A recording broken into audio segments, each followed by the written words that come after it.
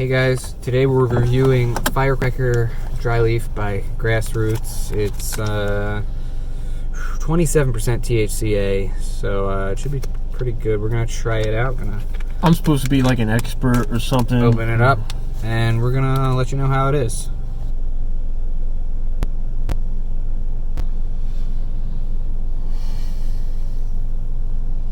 What do you think?